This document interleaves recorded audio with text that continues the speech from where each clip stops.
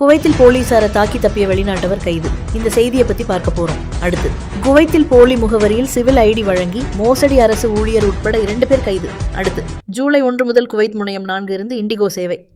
இது போன்ற குவைத்தின் முக்கிய செய்திகளை தொடர்ந்து தெரிந்து கொள்ள நமது சேனலை சப்ஸ்கிரைப் செய்து தொடர்ந்து பாருங்கள்.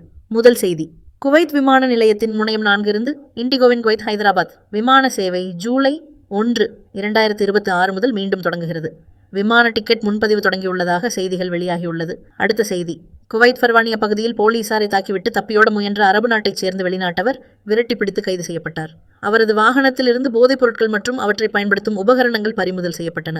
போலீசாரை தாக்குதல், தப்பியோட முயற்சி மற்றும் போதைப் பொருள் வைத்திருந்தது உள்ளிட்ட குற்றச்சாட்டுகளில் அவர் மீது வழக்கு பதிவு செய்யப்பட்டு மேலதிக விசாரணைக்காக போதைப் பொருள் தடுப்பு பிரிவிடம் ஒப்படைக்கப்பட்டுள்ளார். அடுத்த செய்தி, குவைத்தில் வெளிநாட்டவர்களுக்கு போலி முகவரிகளை பதிவு செய்து சட்டவிரோதமாக சிவில் ஐடி பெற்றுக் கொடுத்த வழக்கில் அரசு ஊழியர் உட்பட 2 பேர் கைது செய்யப்பட்டுள்ளனர். ஒவ்வொரு போலி முகவரி பதிவுக்கும் 100 முதல் 120 குவைத் தினார் வரை லஞ்சம் பெற்றதாக விசாரணையில் தெரியவந்துள்ளது. குற்றச்சாட்டுக்குட்பட்டவர்கள் மீது வழக்கு பதிவு செய்யப்பட்டு சட்ட நடவடிக்கை மேற்கொள்ளப்பட்டுள்ளது. அடுத்த செய்தி, குவைத் கைத்தான் பகுதியில் உள்ள மின் துணை நிலையத்தை உடைத்து பல ஆயிரம் தினார் மதிப்புள்ள 84 மீட்டர் நீள மின் கம்பிகள் திருடப்பட்டுள்ளன. சம்பவம் தொடர்பாக போலீசார் வழக்கு பதிவு செய்து குற்றவாளிகளை கண்டுபிடிக்க குற்றப்புலனாய்வு பிரிவுக்கு விசாரணை ஒப்படைக்கப்பட்டுள்ளது. இதுபோன்ற குவைத்தின் முக்கிய செய்திகளை தொடர்ந்து தெரிந்து கொள்ள நமது சேனலை சப்ஸ்கிரைப், லைக் செய்யுங்கள். மீண்டும் அடுத்த வீடியோவில் சந்திப்போம். நன்றி.